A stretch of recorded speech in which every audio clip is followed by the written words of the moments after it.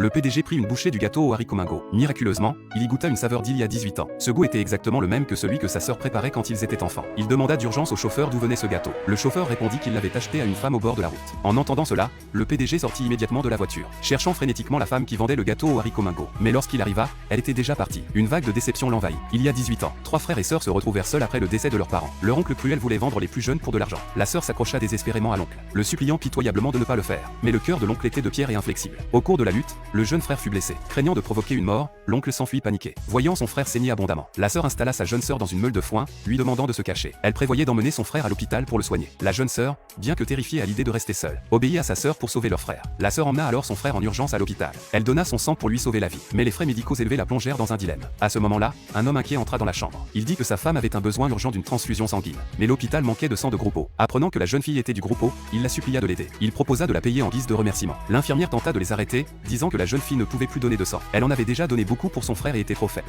Mais la sœur, après avoir jeté un regard à son frère allongé sur le lit, accepta fermement. Elle demanda seulement à l'homme de prendre en charge les frais médicaux de son frère. L'homme accepta sans hésiter. L'infirmière emmena alors la sœur pour aider la femme de l'homme. Lorsqu'elle sortit du bloc opératoire, la sœur était complètement épuisée. L'homme, ému, lui dit de bien se reposer. Il lui assura qu'il avait payé les soins, pour elle comme pour son frère. À ce moment-là, le frère vint chercher sa seconde sœur. La sœur se souvint qu'elle avait laissé sa jeune sœur dans la meule de foin. Elle demanda à l'homme de veiller sur son frère. Elle devait aller chercher sa jeune sœur. Mais elle s'évanouit en chemin, trop faible pour continuer. L'oncle qui passait par là la trouva et l'emmena avec lui. 18 ans plus tard, le frère autrefois blessé était devenu un PDG milliardaire. Il avait cherché sa sœur sans relâche, mais en vain. Pendant ce temps, la sœur était elle aussi très occupée, publiant chaque jour des avis de personnes disparues pour retrouver son frère et sa sœur. Mais il n'y eut jamais aucun résultat. Le destin, pourtant, agit de manière mystérieuse. Le PDG, trop occupé pour manger de la journée, demanda à son chauffeur d'acheter des gâteaux aux haricots Mingo à un vendeur ambulant. Une seule bouchée fit instantanément ressurgir les souvenirs d'enfance. Apprenant que la femme qui vendait les gâteaux était sa sœur, il fit immédiatement arrêter la voiture et se précipita pour la retrouver. Mais juste un instant avant son arrivée, la sœur reçut un appel et partit en toute hâte. Ainsi, les frères et sœurs manquèrent leur chance de se retrouver.